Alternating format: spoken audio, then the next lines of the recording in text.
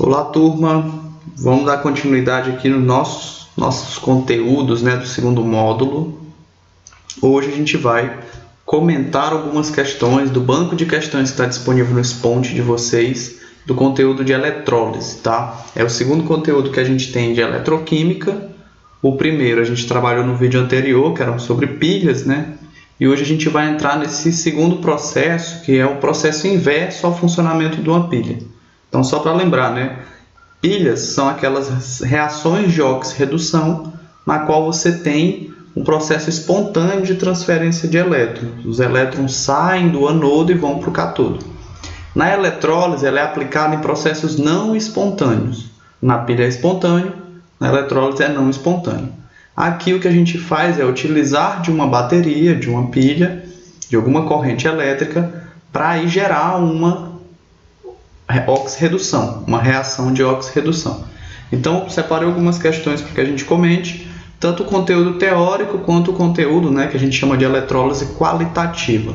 No banco de questões de vocês, foca mais na parte teórica, que é o que a maioria dos vestibulares tem como objetivo, mas a gente também pode calcular algumas propriedades desse fenômeno. Então, vamos lá para a primeira questão do banco de questões de vocês. Então, lá, essa questão que a gente vai começar a discutir é a questão 7 do banco de questões. Então, ela fala o seguinte, olha, leia o texto abaixo e em seguida responda a questão. Então, o texto é falando sobre a produção de alumínio a partir da alumina, que é o óxido de alumínio. Então, vamos lá. A matéria-prima necessária para produzir o alumínio primário é o óxido de alumínio, está representado pela molécula ali ao lado, também conhecido como alumina. Trata-se de um pó branco produzido para o refino da bauxita. São necessários cerca de 2 toneladas de alumina para produzir 1 tonelada de alumínio pelo processo de eletrólise sem a presença de água no meio reacional. Então a gente até falou sobre esse processo de eletrólise do alumínio, né? É uma das grandes contribuições da eletrólise para o mundo, para a produção, né, desse material. O processo eletrolítico, no qual o texto se refere para a extração do alumínio, é caracterizado por... Então, a gente vai ter que lembrar um pouco desse processo que a gente conversou em aula, que é uma das questões, como eu falei, que tem maior impacto, né, na eletrólise, foi para a produção de alumínio, que conseguiu deixar o processo mais viável economicamente. Então, lembrar um pouco disso. Vamos lá. No processo de alumínio, a letra A, a produção de alumínio no cátodo através de uma semi-reação de oxidação. Como é que esse alumínio ele é, né, sintetizado? Então vamos lembrar o que acontece lá na prática. Na prática é feita a fusão, né, então é uma eletrólise ígnea do nosso óxido. Essa fusão a gente vai ter o alumínio passa pelo processo de fusão, ele é aquecido junto, né, com outros componentes, com o fundente que a gente conversou, mas aqui não foca nele, formando os seus íons. Então eu vou ter 2 íons de alumínio com a carga 3+, que é a carga característica dele, a valência 3+, e vamos ter 3 átomos, né, de oxigênio dentro do processo, que aí eles se unem e vão formar o gás oxigênio. Vou colocar aqui o oxigênio que vamos ter aqui no nosso processo, tá aqui.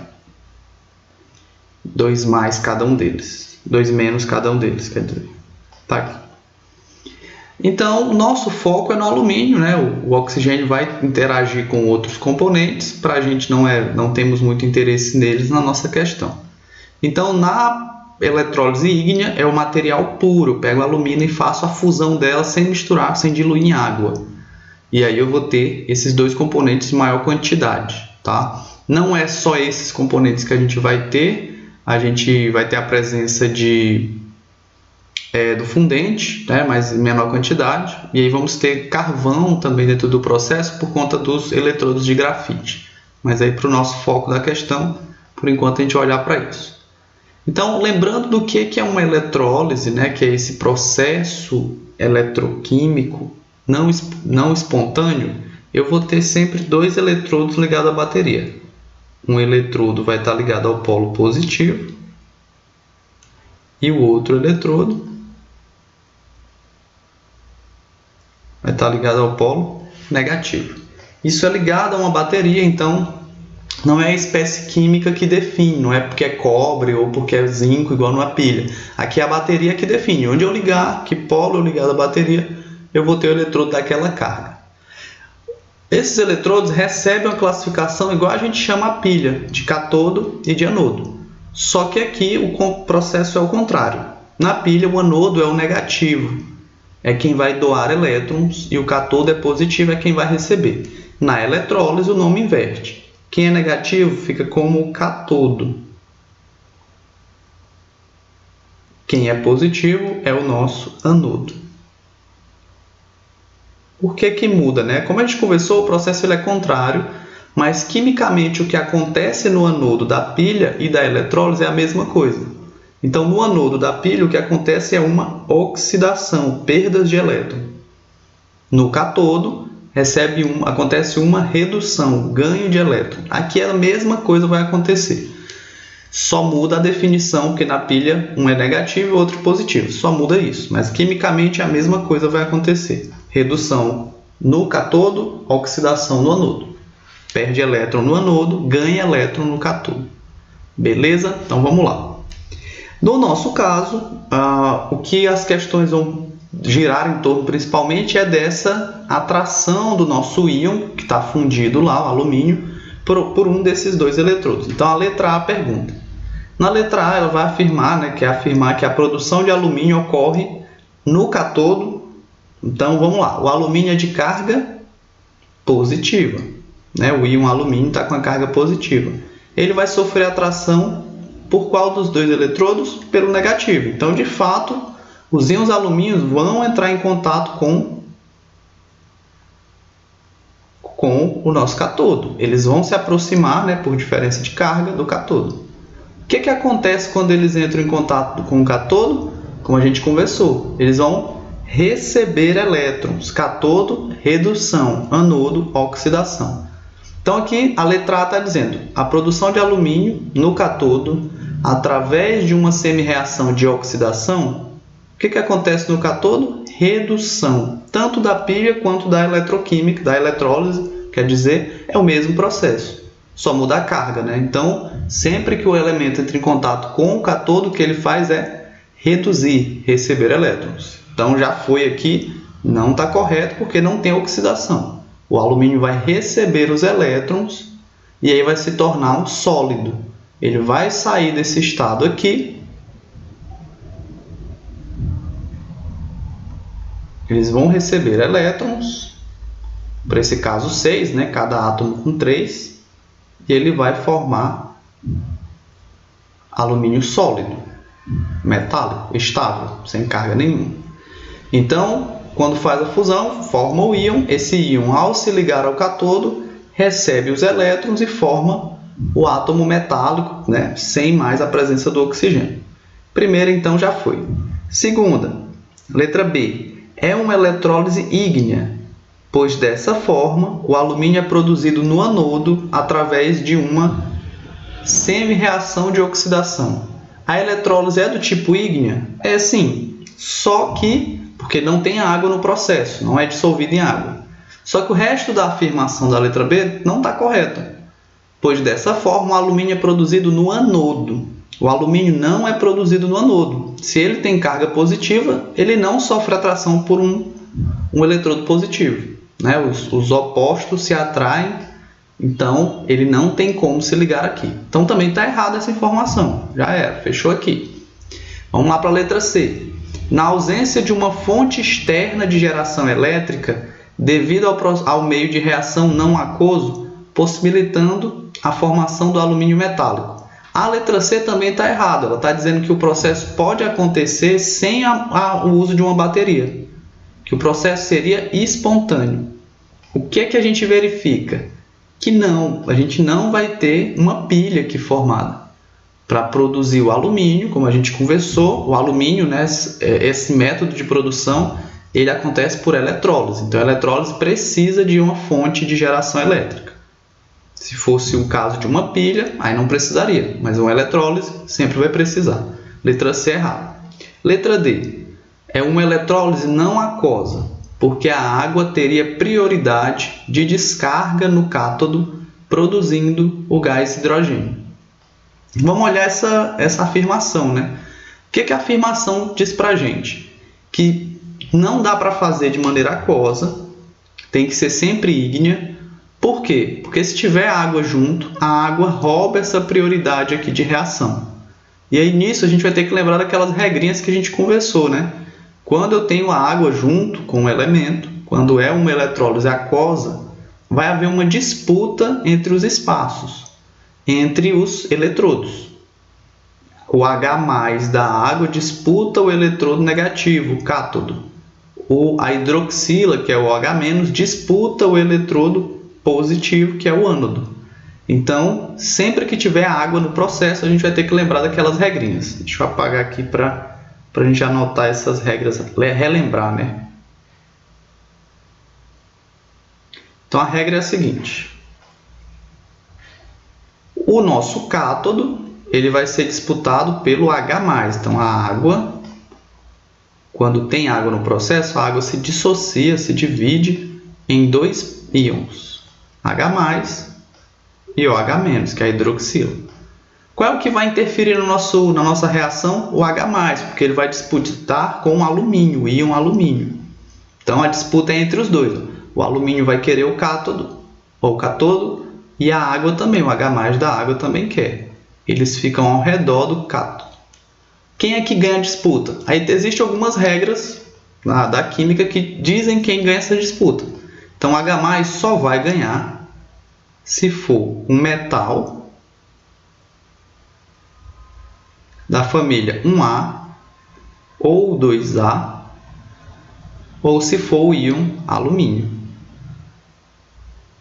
Se for um desses três, né, metais da família 1A ou 2A ou alumínio, o íon alumínio, a água ganha. E o que acontece quando a água ganha? Se o íon H+ ganha da água, o que a gente produz é hidrogênio. Esse H+ recebe os elétrons e vai produzir o gás hidrogênio. Lembrando lá que a gente falou sobre uma aula sobre isso, tá, gente? Então, a letra D está correta. A eletrólise não pode ter água, porque se tiver água, o que você vai formar, a maior parte, é gás hidrogênio, porque o H+ da água ganha na disputa pelo eletrodo com o alumínio. Então, ó, letra D, correta. Falta só a letra E, né? Vamos olhar ela aqui rapidinho. Então, na letra E, fala o seguinte. O processo ele é caracterizado por produzir o referido metal, então, produzir o alumínio, pela reação de redução. Beleza, o que está acontecendo é uma redução mesmo. Só que a reação está errada. Como é que é a nossa reação? Eu botei aqui em cima, olha. A reação na prática é os íons alumínios recebem os elétrons e aí formam um átomo de alumínio. A reação aqui está invertida. Está uma reação em que o alumínio sólido perde os seus elétrons. Uma reação de oxidação, liberação de elétrons. A nossa é uma redução, então, sempre que eu tiver uma redução, os elétrons estão do lado do reagente. Sempre que houver uma oxidação, os elétrons estão do lado do produto. A gente já falou até sobre isso em outras aulas. Então, está errado. Qual é a letra certa? É a letra D. Está aqui a nossa 7ª questão. Vamos lá. São questões, de maioria das vezes, bem teóricas, lembrando dessas regras, né? Quem vai ficar no cátodo, quem vai ficar no anodo. Algumas entram para a área de cálculo, mas nas pilhas a gente calcula mais, né? Que é a força eletromotriz. Aqui não. Aqui é mais pautado para entender essa parte teórica. Vamos para a próxima questão, que é a questão 11, tá? Então, essa questão, ela traz o enunciado seguinte. Um estudante pretende fazer um experimento de eletrólise da água. Como sabe que a água pura tem baixa condutividade de eletricidade, ele adiciona diferentes sais em uma base. Então, ele vai lá, pega um recipiente, liga os eletrodos, né? Deixa eu fazer um desenho aqui. Opa, deixa eu melhorar esse recipiente, muito feio. Ele vai pegar um recipiente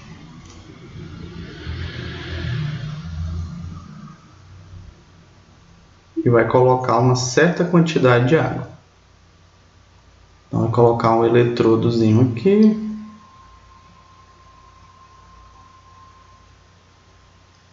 Outro eletrodo aqui. Um vai ligar a bateria no polo positivo, o outro vai ligar na bateria no polo negativo e vai colocar água. Encher de água o recipiente. Só que ele verifica que é difícil fazer a eletrólise da água porque a água ela tem baixa condutividade. Porque a formação das cargas da água acontece em pequena quantidade, o H+ e o OH. Lá em equilíbrio químico, que é o conteúdo que a gente está trabalhando, né, que a gente vai trabalhar nas próximas unidades e aulas, a gente, quando fala sobre equilíbrio químico da água, vê que a água se dissocia em H+ e OH-, né, como a gente viu na questão anterior. A água faz esse processo aqui, ó. Faz ele assim. Ela consegue fazer esse processo, só que em pequena quantidade. Então a água conduz, mas não muito bem. A condutividade de energia é muito ruim, porque para conduzir energia eu preciso ter cargas dentro do sistema. Tem que ter o polo positivo e negativo para os elétrons conseguirem transitar. Então, para melhorar, ele adicionou sais, diferentes sais e uma base. Então, colocou elementos que têm cargas, né, iônicas. Tem íons positivos e negativos para ajudar na condução elétrica. Então, a partir dessa condição que o aluno fez, assinale as alternativas que apresentam correta descrição dos resultados. Então, nessa questão, ela vai bater muito na tecla das regras de prioridade do nosso H+ e do OH. Então, vou anotar aqui embaixo essas regras, né? Quando é que em uma eletrólise o H+ ganha prioridade no eletrodo? A gente acabou de escrever isso. Então, quando for o metal 1A ou 2A, né? Então, cálcio, potássio, sódio, todos entram nessa regra aqui, ó. Se tiver sódio, o H+ ganha. Se tiver potássio, o H+ ganha. Se tiver estrôncio, o H+ ganha. Se tiver magnésio, o H+ ganha. Então, ele ganha para elementos da família 2 e 1A. A hidroxila também tem algumas regrinhas. Ela vai disputar o outro eletrodo, né? Que é o eletrodo positivo, que é o nosso ânodo. E aí, além disso, tá? Só para lembrar, o H+ ganha de um metal e ganha do alumínio. O íon alumínio perde para ele. Foi o exemplo que a gente trabalhou na última questão. A hidroxila vai disputar o outro eletrodo e só ganha se a gente tiver o íon flúor, tá? E se tivermos íons oxigenados.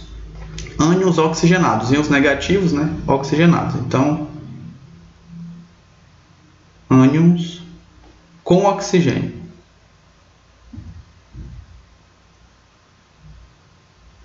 Como assim, professor? A gente tem um sulfato, por exemplo, o SO4.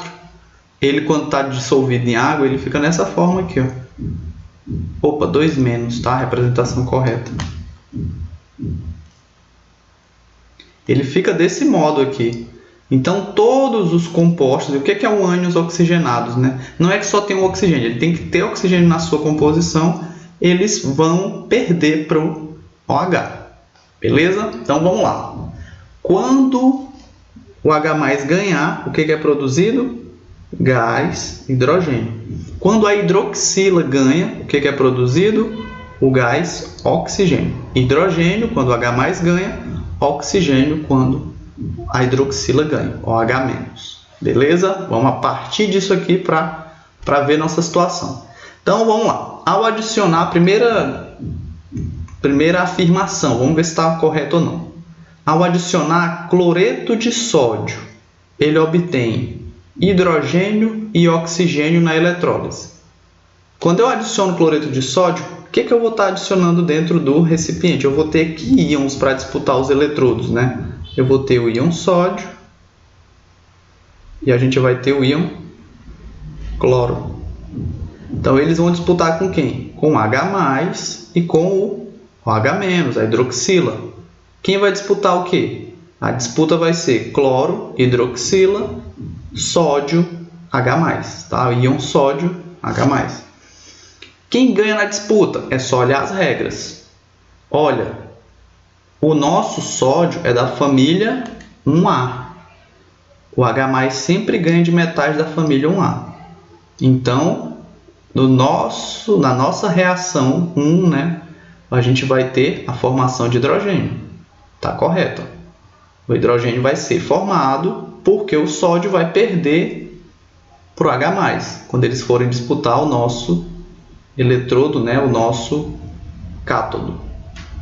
Beleza? Então, correto. Vamos para a segunda. Ele diz também que é produzido oxigênio. Para produzir oxigênio, a hidroxila tem que ganhar do cloro, do íon cloro. Ela ganha? Não. Dentre as regras, a hidroxila só vai ganhar se for flúor, o íon flúor, ou ânions com oxigênio. Então, a gente não tem, ó. Aqui a estrutura é cloro. Então, ó, tá errado. Primeira afirmativa, errada. Vamos para a segunda. É a mesma linha de raciocínio para todos. Na segunda, ele adicionou sulfato de cobre. Aí ele diz, olha, quando o sulfato de cobre é adicionado, o que vai ser, o que a gente vai ter, né, como produto principal da eletrólise? Aí vamos lá. Para esse caso, até colocar aqui embaixo, para a reação 2, o que vai ser formado quando eu dissolver o sulfato de cobre na água? O sulfato de cobre vai se dissociar, vai se dividir, formando íons.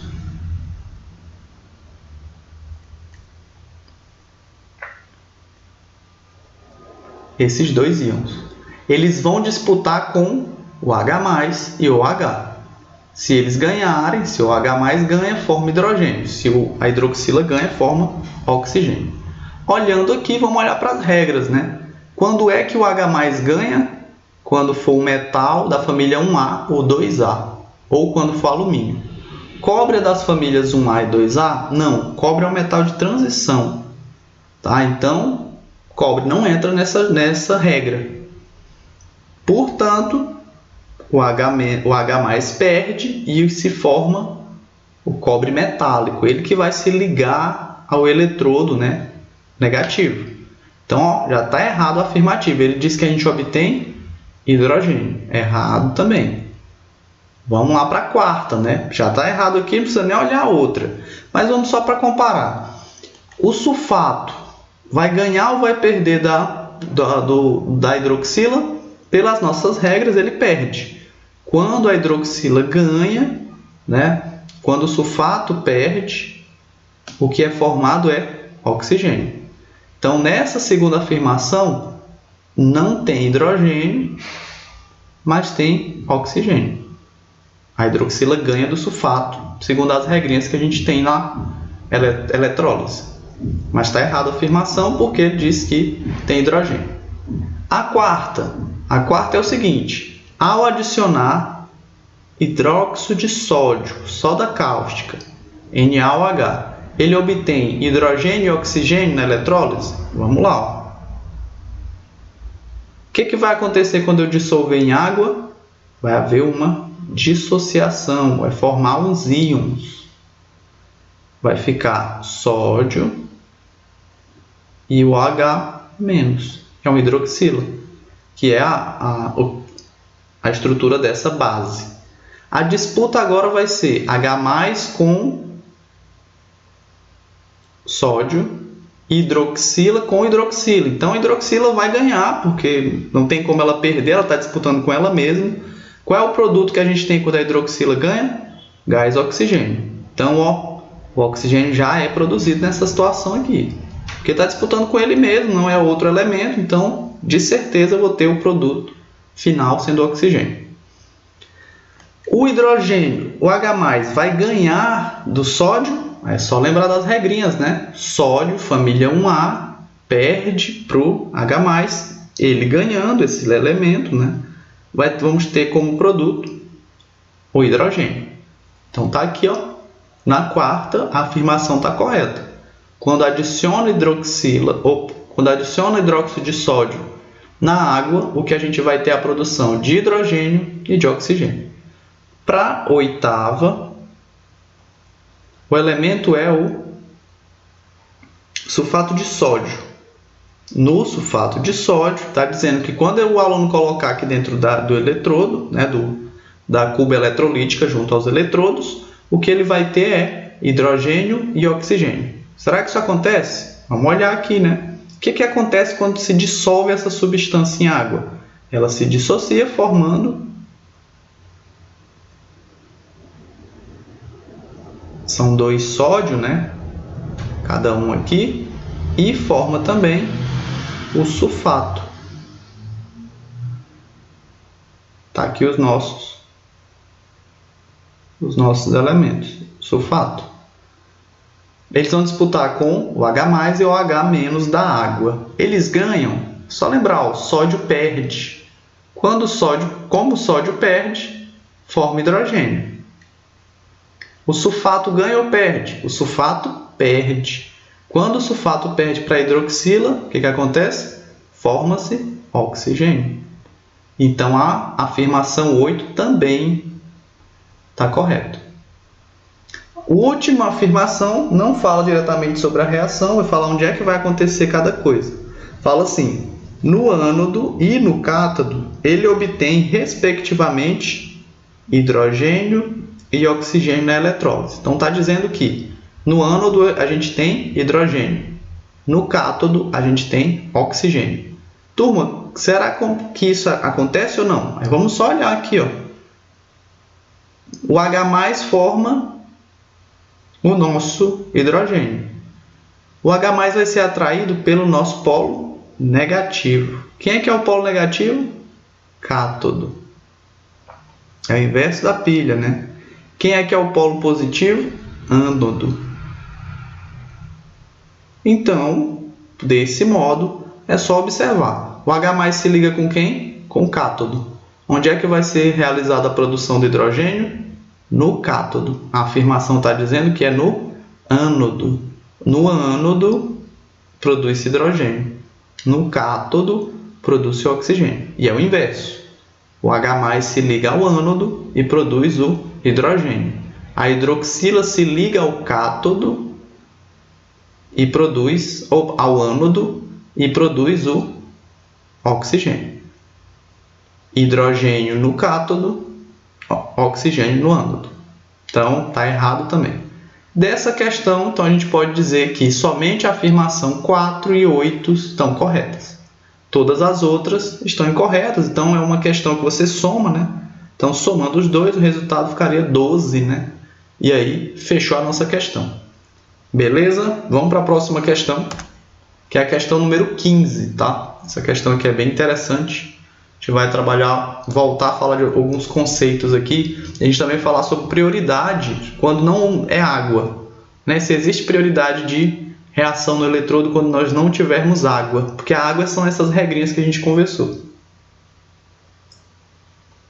Então vamos lá. Considere 2 eletrodos inertes. Então vamos lá de novo, fazer o desenho aqui rapidinho.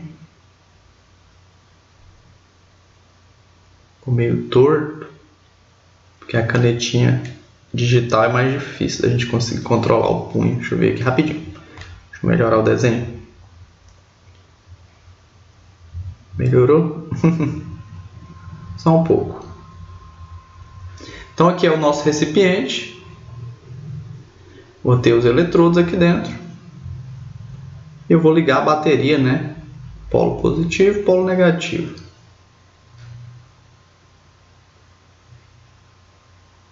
Positivo, negativo, tá? Então, nesse caso, deixa eu aumentar um pouco o recipiente. Estou achando muito pequeno para o exemplo que eu vou dar.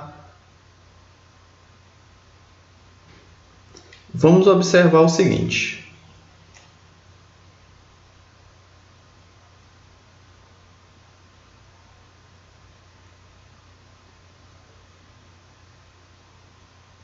Tá, então, dentro do recipiente. Então, considere 2 eletrodos inertes, que não reagem com os elementos, né, que vão reagir, alimentados por um gerador de eletricidade. Então, está aqui ligado uma bateria, um polo negativo e um polo positivo. Esses eletrodos estão imersos em uma mistura contendo cloreto de potássio e cloreto de sódio fundidos. Então, é um sistema ígneo. Eu não tenho água é só esses dois elementos, cloreto de potássio, cloreto de sódio. Então, vamos até colocar aqui a formulazinha deles. Cloreto de potássio é o KCl, e vamos ter o cloreto de sódio, que é o nosso NaCl conhecido.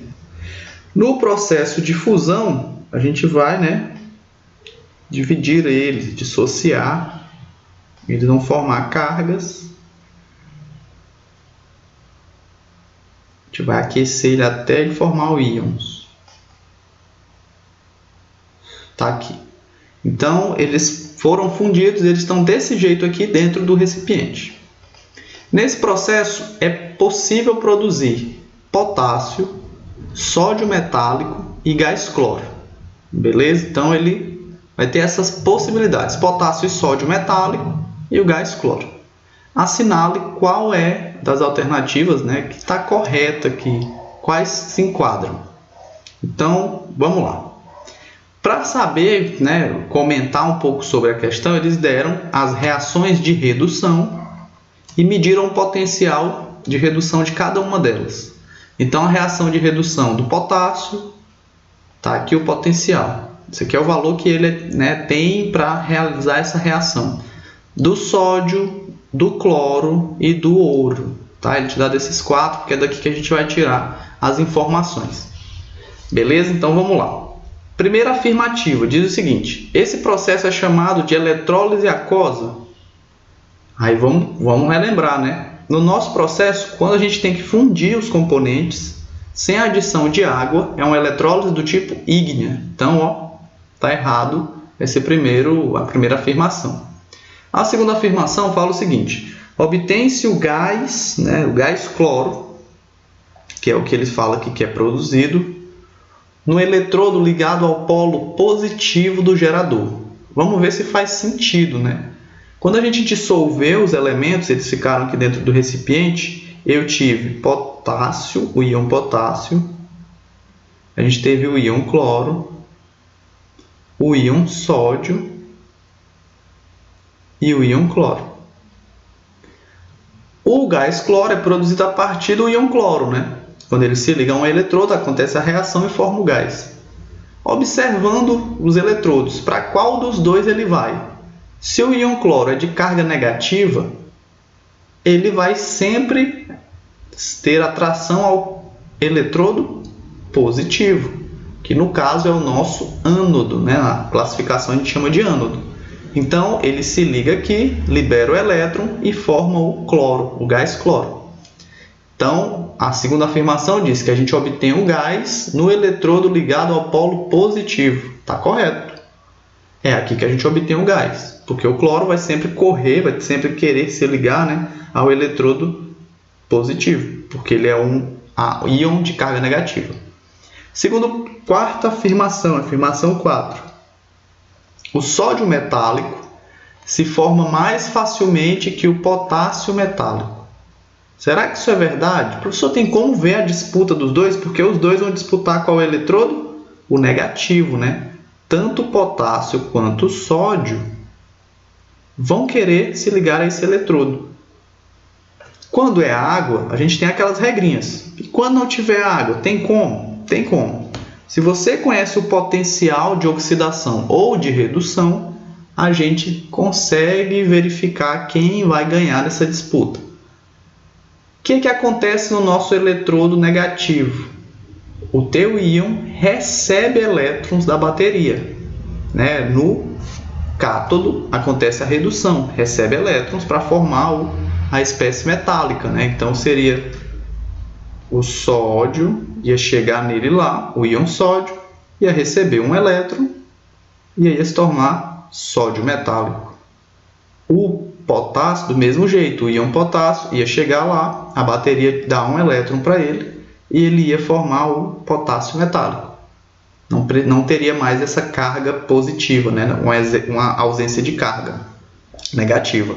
Então, qual dos dois tem prioridade? Quando é água, a gente tem aquela regra. Quando não for, é só olhar quem tem mais facilidade de fazer a reação de redução. Quem é que vai ter mais? Quem tiver o maior potencial de redução dos dois. Na hora da disputa é isso que vai ser medido. Quem tem mais facilidade de receber esse elétron? Dos dois, quem é que tem o maior potencial? O sódio. O sódio é menos 2,71. O potássio é menos 2,94. Então ele tem mais dificuldade de receber o elétron. Nesse modo, está certo a minha afirmação. Olha, o sódio se forma mais fácil do que o potássio. Porque na hora de disputar os elétrons, ele tem mais facilidade de receber o elétron. Beleza? Então, quando quiserem comparar outros elementos que não seja a água, né, não for disputa entre água e outro elemento, entre dois elementos que não sejam água, no caso, aí você tem que conhecer o potencial padrão. E aí ver o que cada um vai fazer. No polo negativo tem que ser o que tiver melhor redução. No polo positivo é quem tiver melhor oxidação. Negativo ganha elétrons, positivo perde elétrons. Tá bom? Vamos lá para a afirmação 8. Esse processo pode ser realizado na temperatura ambiente. Errado, né? Se a gente fizer o processo na temperatura ambiente, gente, eu não consigo dissociar, a não ser que eu dissolva em água. E não é o que eles querem. Então não tem como fazer essa reação com água, porque a água ia entrar na disputa e ganharia do sódio e do potássio, porque eles são metais da família 1A. Quando a água ganha, o que eu vou produzir? Hidrogênio. Eu não ia conseguir produzir o potássio e o sódio. Então, não tem como fazer na temperatura ambiente, porque na temperatura ambiente essas substâncias são sólidas. Para dissolver elas, né, teria que misturar com água e aí eu não teria o resultado potássio e sódio. Eu teria hidrogênio, um pouquinho de potássio e um pouquinho de sódio. E a afirmação 16 fala assim: os eletrodos de ouro podem ser utilizados no processo? Aqui, gente, é uma questão que vai perguntar se tem como usar o ouro. Por isso que ele te dá essa última reação. Como é que eu faço para medir isso, professor? Ainda olhando para os potenciais. O que é o potencial de redução? Capacidade do elemento de receber elétrons, né? Então, o ouro, de todos eles, é o que tem essa maior capacidade. Isso faz com que esse elemento não tenha um risco de reagir, de se oxidar para ninguém. Ele é maior do que o cloro, ele é maior do que o sódio e ele é maior do que o potássio. Então, mesmo que um desses elementos tente arrancar elétrons do ouro, ele não consegue, porque o ouro tem a característica de receber esses elétrons com mais facilidade. Isso faz com que ele se garanta nessa forma aqui. Ele não tende a reagir com ninguém. Porque todo mundo que chega perto querendo elétrons, ele não dá, porque ele é superior. Se eu tivesse algum elemento com o potencial redutor maior do que o do ouro, aí sim ele ia perder. Então, por exemplo, se o do cloro aqui fosse a 1,66, fosse mais um 6 aqui, aí o ouro poderia ser usado? Não, porque o cloro ia arrancar elétrons da barra de ouro. Na hora de disputar, né? Igual a gente olha lá na pilha.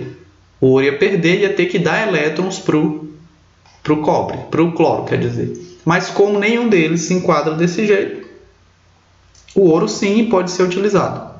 Então, sempre que quiser saber se pode ou não usar um eletrodo, ele tem que te dar essas condições aqui.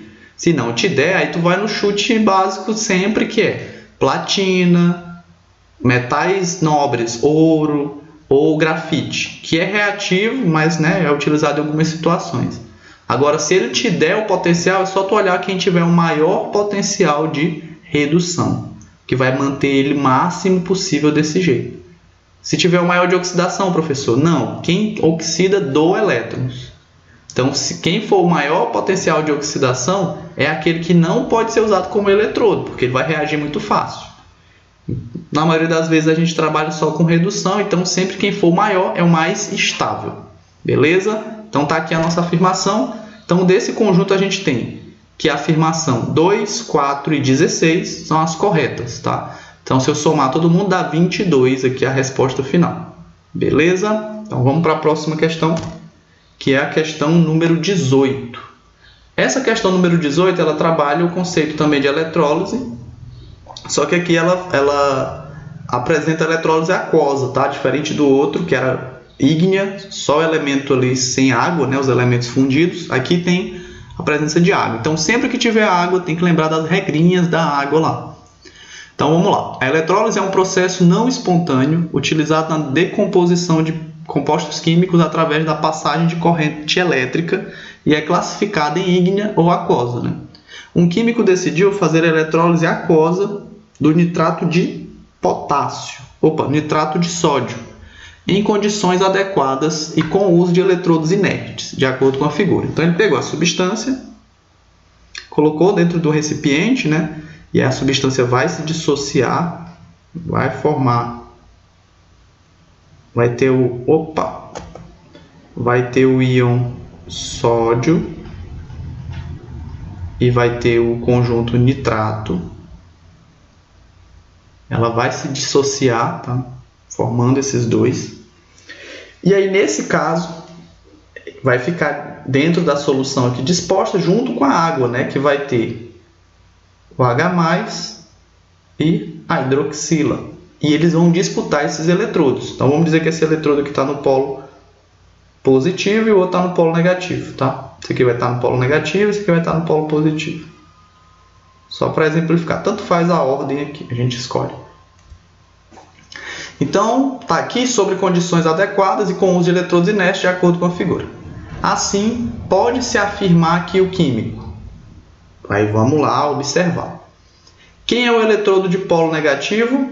É o nosso cátodo. Inverso à pilha, né? Quem é o positivo? Ânodo. Ânodo. Tá aqui. Letra A. Coletou-se gás hidrogênio no ânodo dessa eletrólise. Como é que eu consigo produzir gás hidrogênio? Quando eu consigo reagir H+. H+ é positivo, né? Como o nome já diz, ele vai buscar o cátodo. Então, tem como produzir hidrogênio no ânodo? Não tem como. Cargas iguais não se atraem. Então, o H+ vai para o cátodo. Já está errado a primeira.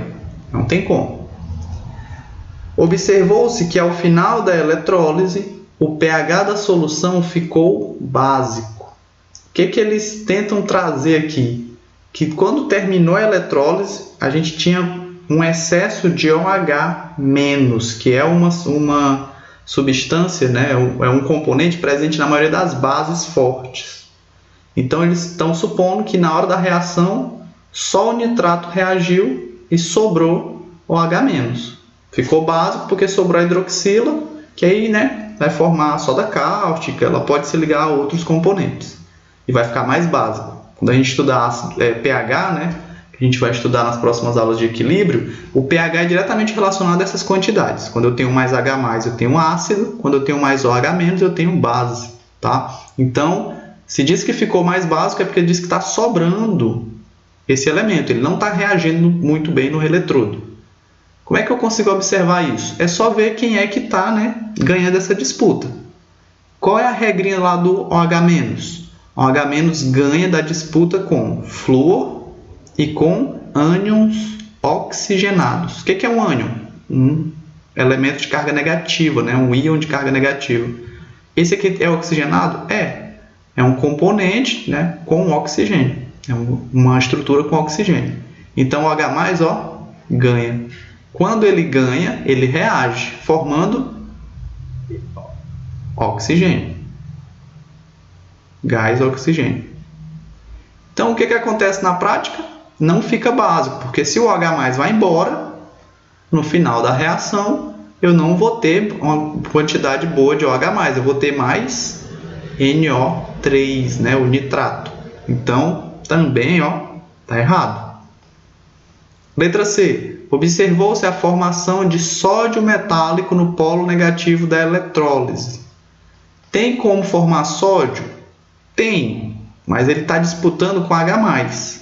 Como a gente já verificou em outros exemplos, o sódio perde para ele. E por perder, o que é produzido em maior quantidade é gás hidrogênio. Então está aqui o nosso segundo ponto. Quem vai ganhar na disputa? O hidrogênio ganha do sódio e a hidroxila ganha do grupo nitrato. Então está aqui. Errado também a letra C. Letra D. O sistema obteve uma DDP, uma diferença de potencial positiva? Não. Sempre que a gente fala de eletrólise, a nossa diferença de potencial é negativa. Para ser pilha é positivo, para eletrólise é negativo.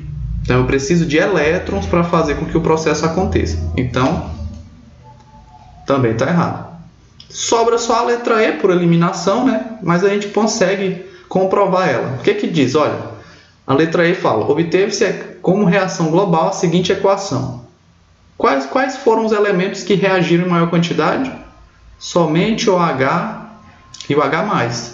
Então, de fato, quem reagiu dentro desse processo foi a água. Ele mostra a equação. A água formou gás hidrogênio e gás oxigênio. Está correto. Quem ganhou da disputa foi a água, né? Quando disputa com os dois. E é isso que a gente vai ter como nossa reação global. A água reagindo nos eletrodos, formando H+, formando hidrogênio e formando o oxigênio. Então, a nossa letra E é a correta. Vamos lá para a próxima questão, que é a questão 23. É uma questão que vai falar sobre o processo de galvanização, que é utilizado em diversos setores para melhorar, né, a resistência de alguma estrutura metálica. Então, galvanizar é dar um revestimento em uma peça para que você consiga melhorar a estabilidade química e outros processos ali daquele material. Então, a galvanização é um processo que permite dar um revestimento metálico a determinada peça. A seguir é mostrado um aparato experimental montado para possibilitar o revestimento de uma chave com níquel. Então, eles vão fazer uma eletrólise para cobrir essa chave com átomos de níquel. No processo de revestimento da chave com níquel, ocorrerá majoritariamente, ou seja, em maior quantidade, uma reação de, aí dá o X, que é o que a gente preencher, representada por uma semi-reação Y. Nesse caso, o par X e Y podem ser representados por... Então, é só para a gente completar a frase com X e Y. Então, vamos entender o que acontece, né? Na reação, eu vou ter uma fonte. Essa fonte vai dar uma carga positiva ou negativa para a chave e uma carga positiva ou negativa para a barra de níquel. E aqui dentro eu tenho uma solução de sulfato de níquel. O que acontece com o níquel em solução, misturado em água? Ele vai se dissociar, formando o íon N2+, e o sulfato 2-. Tá aqui, ó, isso aqui que vai estar dissolvido em água. Então, o que vai acontecer na chave? Para o níquel sair desse estado, se ligar à chave e ir para o estado sólido, né, cobrir a chave de metal, a gente vai ter que ligar essa chave no polo negativo, porque o íon níquel é positivo, então ele precisa ter atraído pelo oposto. A barra é ligada no polo positivo. Nem precisava olhar muito para a barra, nosso interesse é o que está acontecendo na chave. É só para sempre é um positivo e um negativo. Então, os íons níquel que estão em solução, eles vão ser atraídos para a superfície da chave. E ao chegar, eles vão ganhar elétrons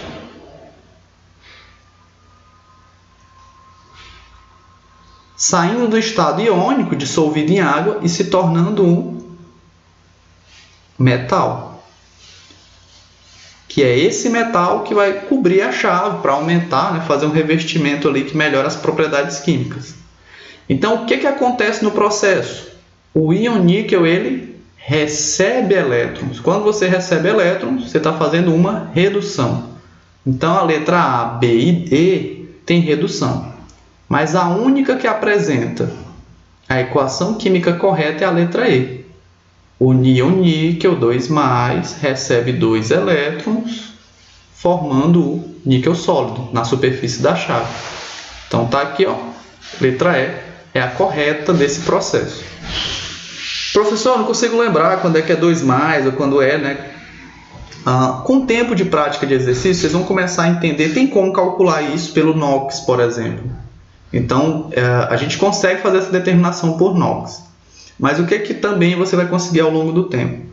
Vocês vão conseguir identificar, lembrar de alguns grupos. Então, por exemplo, o grupo sulfato, nessa parte de pilha, ele é muito comum. Então, sulfato de cobre, sulfato de sódio, sulfato de níquel, sulfato de zinco, todos eles, quando dissolvidos em água, se comportam desse jeito. Então, dá para que com o tempo você vai começando a associar. Então, se a molécula estava estável, né, não tem carga positiva ou negativa, e eu sei que o grupo sulfato em água fica com a carga 2+, é uma certeza que o outro vai ter a carga 2-, quer dizer, né? Eu tenho a certeza que o outro vai ficar com essa carga 2+. Então, o sulfato é meio que um coringa ali dentro das provas, nesse conteúdo de pilha, de eletrólise. Ele é muito comum. E como é que ele se comporta? Ele sempre vai se dissociar, quebrar a ligação ali em água e vai formar o íon com a carga 2-. O outro, então, ele deve ter a carga 2+. Ah, professor, mas o meu elemento da família 1A. Então, tem que ser 2 átomos, cada um com um valor mais, né? Para que eu tenha 2 átomos cedendo elétrons para ele. Beleza? Então, dá uma olhada nisso, mas o sulfato é muito constante e aí, com isso a gente não precisa nem fazer NOx, não precisa lembrar de muitas regras. Ele é muito comum. Então, quanto mais treinarem questões, mais vocês vão lembrar disso, porque ele é muito comum nas questões de eletrólise, de eletroquímica em geral. Beleza? Tá aí a nossa questão 23. Vamos lá para a questão 30, que é uma questão do Enem de 2017. A gente vai trabalhar essa questão aqui, que é para até falar para vocês, olha, para o Enem aqui, gente, como é que eles vêm cobrando, né? Então, a questão 30 vai trazer o seguinte. A eletrólise é um processo não espontâneo de grande importância para a indústria química. Uma de suas aplicações é a obtenção do gás cloro e do hidróxido de sódio a partir de uma solução aquosa de cloreto de sódio. Tá? Então, aqui é uma eletrólise aquosa, né? Não é ígnea, não é com os elementos sem água. Nesse procedimento, utiliza-se uma célula eletroquímica como o ilustrado. Então, está ali a bateria se liga a 2 eletrodos, né? E aqui dentro, esses eletrodos estão ligados a uma solução de NaCl, né? Hidróxido de cloreto de sódio, quer dizer. Desse processo, né, o que a gente vai ter? No processo eletrolítico ilustrado, o produto secundário é o... Então, vamos lá. O texto me diz, olha, nessa eletrólise aqui, a gente produz o gás cloro e a gente produz o hidróxido de sódio. Vamos entender como é que forma eles, né? A partir de quem? Cloreto de sódio dissolvido em água. Além desses 2 produtos, o que mais será produzido? Então, vamos lá entender, né? O nosso cloreto de sódio, a gente falou em aula sobre ele, é o exemplo mais comum nos materiais. Quando ele é dissolvido em água, né? Ele se dissocia, ele se divide, né? Em íons, quebra suas ligações, então ele fica um íon sódio e o íon cloro. Eles ficam aqui dentro da solução desse modo. Só que além deles, a gente tem a água na disputa dos eletrodos. A água também quer os eletrodos. Vamos ver o que acontece então. Na produção na eletrólise desse composto misturado em água, o que vai ser produzido? A gente já sabe que o gás cloro vai ser produzido e o hidróxido de sódio. Por que acontece a produção dos dois? Vamos lembrar das regras, né? Quando há disputa do eletrodo positivo pelo cloro e a hidroxila só ganha se for íon flúor ou ânions oxigenados, né? Estruturas como o nosso sulfato, como o nitrato, são estruturas que tenham oxigênio, carbonato. Eles têm que ter esse oxigênio na sua estrutura e tem que ter uma carga negativa quando dissolvido em água. Então, quando ele disputa com o cloro, quem ganha a disputa? O cloro. Ele ganha a disputa dos dois. Então, o cloro reage no eletrodo positivo, no ânodo, formando o gás cloro. Tá até aqui, ó. Gás cloro é um dos produtos, né? Fala lá no texto. Ele entrega os elétrons para o eletrodo e forma o cloro, gás cloro. Então, ele vai aqui e vai formar o Cl2, tá? Dois átomos dele formam o cloro, o gás cloro. Beleza? Então, já entendi o primeiro passo. O que acontece com os outros? No outro eletrodo, a disputa que acontece é entre o sódio e o H+. Quem ganha dos dois? A gente já bateu nessa tecla hoje várias vezes, né? Então, sempre que for um metal da família 1A ou 2A, ou alumínio, o H+ ganha. E quando ele ganha, ele forma qual produto? Gás e hidrogênio. Então, da disputa do polo negativo, que é o nosso cátodo, quem ganha é o H+. Então, qual é o produto secundário que ele pergunta? É esse gás hidrogênio. Não foi citado ele lá no texto. Ó. Então, é o gás hidrogênio. Ou hidrogênio molecular, tá? Tem alguns materiais que usam essa nomenclatura, que molecular é por quê? Porque ele é uma molécula, são dois hidrogênios juntos, tá? Mas é o gás hidrogênio, a gente conhece mais como gás hidrogênio. Muitas vezes nos livros a gente trabalha desse modo, como gás mesmo. Então tá aqui, gás hidrogênio ou hidrogênio molecular. Já resolvi minha questão, ó. Letra D. O produto secundário é esse. Mas como é que produz o hidróxido de sódio? É só a gente pensar, olha, o cloro vai todo embora no gás. O hidrogênio vai todo embora com o gás. Sobra quem? Sobra o sódio e a hidroxila.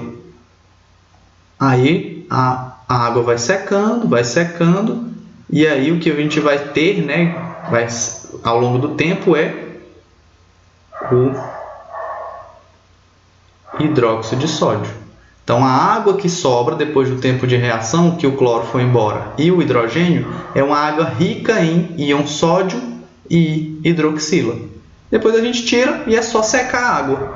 A água vai embora, sobra só os dois, eles se ligam e formam o nosso hidróxido de sódio. Então, para essa questão e questões do Enem, eles não pautam tanto na parte de cálculo. Mas o que eles gostam de bater é nessas teclas para ver se o aluno consegue compreender, né, o processo como um todo. E hoje a gente bateu demais naquelas regrinhas da água, eles usam muito. Então fixem nessa regra de prioridade da água, porque ela é muito comum. Beleza? Então, para a nossa última questão de hoje, é uma questão de cálculo, era uma das únicas que tinha lá no material para a gente trabalhar com cálculo em si, uma vez que não é tão cobrado, até falei para vocês, não é uma coisa tão recorrente.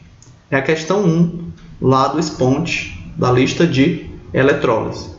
Então, nessa questão, a gente vai calcular algumas propriedades baseadas em dois processos. Um processo analisando a variação de entalpia, então a gente vai lembrar lá das aulas de entalpia, e outro analisando a eletrólise. Então, vamos lá para o enunciado. A sequência de equações termoquímicas abaixo representa o processo pioneiro de obtenção do alumínio metálico, a partir do seu óxido, né, que é a alumina. Tá aqui. Então ele te dá duas reações químicas que mostram as etapas na época que eram utilizadas, né, antes de se descobrir o processo por eletrólise para fazer o alumínio. Então a gente até conversou em aula que o alumínio era um metal conhecido como metal nobre, porque era muito caro de fazer a produção dele, até que se desenvolveu esse método por eletrólise, que aí deixou ele barato. Hoje em dia a gente tem com uma certa facilidade o elemento alumínio no dia a dia, né? Então, quanto mais presente o elemento no dia a dia, mais barato é para fazer, né? Melhor o seu custo-benefício. Então, nesse primeiro processo, era o processo anterior à eletrólise. Nele, a alumina sofreu uma reação com ácido, ela formava o tricloreto de alumínio e água. Esse elemento aqui, ele reagia com sódio para aí eu formar o cloreto de sódio e, por fim, o alumínio. Só que esses processos tinham um certo gasto, né? Não tinham um bom rendimento, o gasto energético era alto para fazer isso. Esse era o que era utilizado anteriormente. Depois disso, né, desse processo, foi desenvolvido outro de obtenção mais barato, baseado na eletrólise ígnea do alumínio, que a gente estudou em aula. Considere a obtenção de 27 gramas de alumínio. Então, essa é a nossa referência, essa é a massa que a gente quer. Metálico, pelo processo pioneiro, então a partir desse ponto, e por meio da eletrólise, ambos com um rendimento de 100%. Calcule a quantidade de energia, isso é a primeira coisa, são dois passos. Calcule a quantidade de energia em quilojoules necessárias no primeiro processo. Primeira dúvida é essa. Primeira pergunta é essa. Segunda, e a carga elétrica em Coulomb consumida no segundo? Tá? Aqui é a nossa segunda dúvida. Vamos atrás das duas. O primeiro passo vai ser uma revisão da nossa aula, né, de eletroquímica, de termoquímica, quer dizer, na qual a gente vai, a partir de equações intermediárias, achar a nossa equação principal. Como é que a gente faz isso? Soma as duas, precisando às vezes multiplicar por algum número, inverter, e sempre lembrando de corrigir a entalpia quando fizer isso. Então, o que é a equação que a gente está buscando? Uma que saia do alumínio, da alumina, né, do óxido de alumínio, e chegue no alumínio metálico. Uma que resuma isso tudo. Como é que acontece, né, as duas etapas, sair desse óxido e chegar no produto final. Essa é a primeira parte do que a gente vai trabalhar. Segunda parte, aí a gente vai lembrar daquela equação que a gente conversou quando falamos sobre eletrólise quantitativa, em que a gente conseguia calcular com aquela fórmula baseada no experimento de Faraday, né? Massa, amperagem da bateria, tempo. A gente vai usar ela para calcular a segunda etapa. Então vamos para a primeira. Na primeira etapa, deixa eu passar para outro slide aqui. Vamos entender o seguinte. A primeira etapa, ela vai apontar, né, vai tratar de uma reação que resuma os dois, tá? Qual é a massa que a gente quer? A massa que a gente está buscando é 27 gramas, né, de alumínio, 27 gramas que a gente vai querer desse componente. Então, como é que a gente produz essa quantidade? Vamos pensar no seguinte. O que a gente tem aqui é a reação intermediária, são duas reações. E a que eu quero é uma que comece no alumínio e termine no alumínio, né, no metálico. Então, o que a gente vai fazer é somar elas. Vamos somar as duas para fazer isso. Posso fazer essa soma direta? Vamos pensar no seguinte, poder fazer, a gente até pode. Mas como é que a gente vai, né? Quanto é que a gente vai produzir? O que vai acontecer? Vamos olhar para o seguinte, eu quero resumir tudo em uma só etapa. O meu alumínio aqui é apresentado, a alumina, né? Ele tem quantos átomos de alumínio na sua composição? 2. Então, para cada mol de alumina, eu tenho 2 átomos de alumínio. Então, para cada molécula, eu tenho 2 de alumínio. Para cada mol, eu tenho 2 mols de alumínio. Na minha equação, primeiro, é isso que eu vou ter. Na minha segunda equação, ó, só tem 1 mol de alumínio. Tem como eu trabalhar com elas desse jeito? Elas ficam quimicamente desbalanceadas, porque não tem como eu sair daqui e produzir somente 1 mol de alumínio. A gente pode olhar aqui, até aqui, ó, produz 2 mols do tricloreto de alumínio. Aí na reação de baixo, a reação resumida, na qual isso já muda. Então não tem como fazer essa reação, somar os dois, não vai estar quimicamente correto. Se tem 2 mols da substância, tem que ter 2 aqui. Como é que eu faço para corrigir? Multiplico por 2, quem está embaixo, ou divido quem está em cima por 2. Pode ser feito os dois caminhos. Lembrando que o que eu fizer em um, eu faço no outro. O que eu fizer no de cima, eu faço, né, na sua entalpia, quer dizer. Então, vamos fazer no de baixo aqui. Então, vamos lá. Vezes 2. Multiplicar todo mundo por 2, então vou ficar com 2 trióxido de alumínio, tricloreto de alumínio. Quem é 3 fica igual a 6. Aqui é 3, fica igual a 6. E aqui é 1, fica igual a 2. Agora bate, ó. Se eu saio de 1 mol dessa substância que tem 2 alumínios nele, no final eu tenho que ter esses 2 alumínios. Vamos somar todo mundo. Posso cancelar quem tiver igual de um lado e do outro.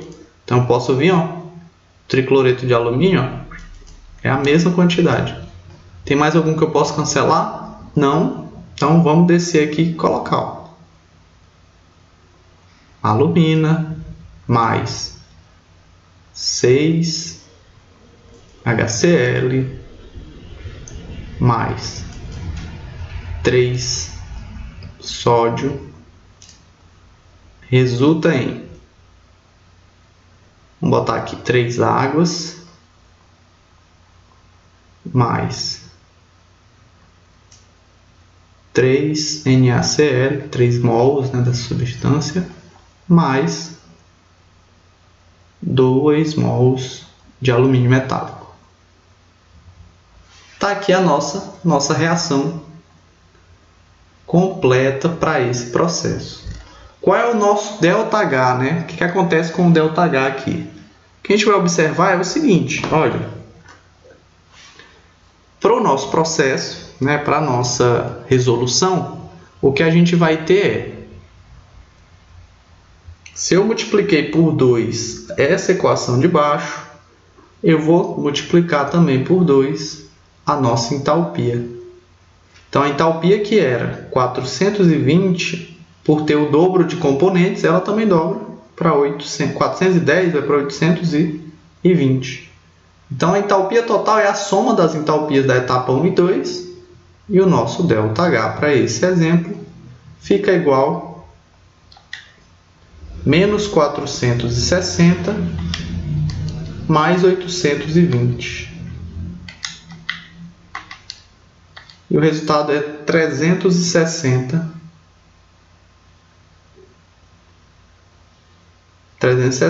kJ por mol.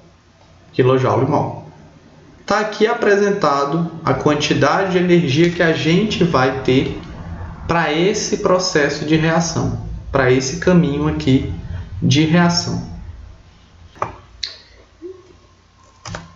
Então, nesse caso, turma, o que a gente vai ter é o seguinte. Essa quantidade de energia aqui, ela é para quantos mols de alumínio, né? Aqui, ó, é para 2 mols de alumínio. O que a questão pede é que a gente verifique quanto você vai gastar de energia para 27 gramas. 27 gramas equivale a 1 mol dessa substância, tá? 1 mol de alumínio tem 27 gramas. É a massa atômica dele, que está apresentado na tabela periódica. Então, se para o nosso processo a gente descobriu essa energia para 2 mols, para 27 gramas, que é igual a 1 mol, a gente vai ter a metade do valor. Então, dá para fazer até uma regrinha de 3, né? Então, para 2 mols de alumínio, que são 54 gramas, a gente vai ter 360. Para 1 mol, que equivale a esses 27 gramas, a gente vai ter X.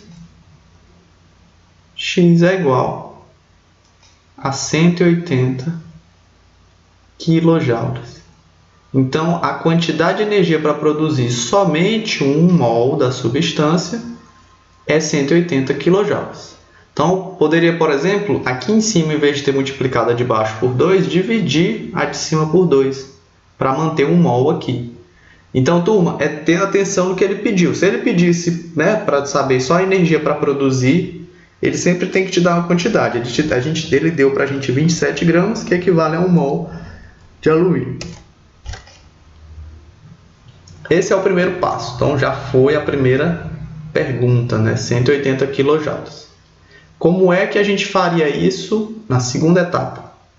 A segunda quer saber essa energia em coulombs, já pensando no processo, né, de eletrólise. Aí vamos lembrar da nossa fórmula, né?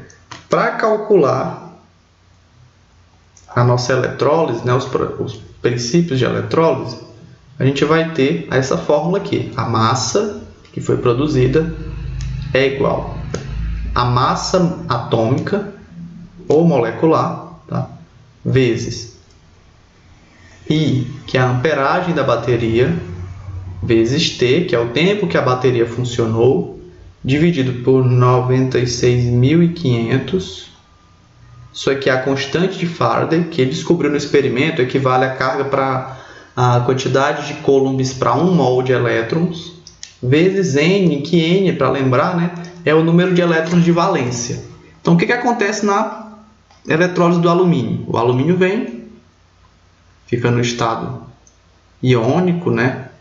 E recebe 3 elétrons e passa para o estado metálico. É isso que acontece nas nossas eletrólises. O que a nossa questão está pedindo? Ela quer saber quantos coulombs a gente gastou. Professor, tem como calcular? Aqui não tem nada que mostra coulomb. Olha, quando a gente pega a amperagem vezes o tempo, o que a gente está medindo é carga. Porque a amperagem, que é representada por I ou por A, ela vai ser coulomb sobre o tempo. Quantas cargas passam no intervalo de tempo dentro daquela corrente ali, daquele sistema. Quanto mais cargas, maior a amperagem no intervalo de tempo. Então, I vezes T é igual a coulomb.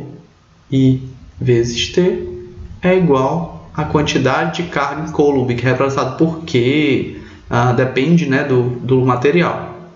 Então, quando questões que pedem coulomb como essa, eu posso lembrar disso aqui, ó. Amperagem vezes o tempo é quantidade de carga, coulomb.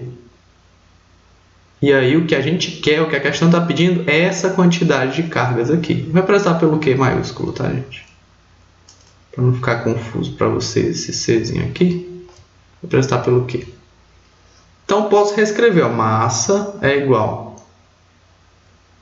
massa atômica vezes a quantidade de carga, dividido para 96.500, vezes N, que é o número de elétrons recebidos pela espécie química, no caso o alumínio. Isso aqui é o método usando a fórmula. Tem como usar a regra de 3? Tem. É só você lembrar que o experimento de Faraday diz o seguinte, que a gente, né, que 1 mol de elétrons equivale a 96.500 coulomb. Quantos mols de elétron a gente está usando? 3. Então, é 3 vezes esse valor. Já resolve a questão desse modo. Vamos pela fórmula aqui que eu passei para vocês, e aí vocês escolhem o melhor caminho. Então, como é que eu faço aqui? Vamos isolar as variáveis, né? A variável que eu quero é carga. Para isolar, eu mando todo mundo para o lado, todo mundo para o outro, né? Todo mundo para o outro lado da igualdade. Então, quem está dividindo vai multiplicando, quem está multiplicando vai dividindo. E eu vou ter que a quantidade de cargas vai ser a massa vezes 96.500 vezes N. Isso aqui dividido pela massa atômica. Qual é a massa que a questão pediu? É a mesma massa atômica, 27 gramas. Então, o que vai ficar?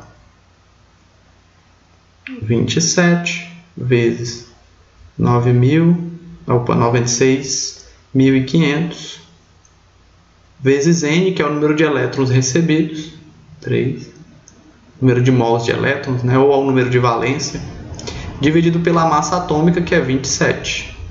Posso simplificar eles, é igual a 1. E aí só sobra para a gente que a carga vai ser 3 vezes a nossa constante de Faraday, que é 96.500.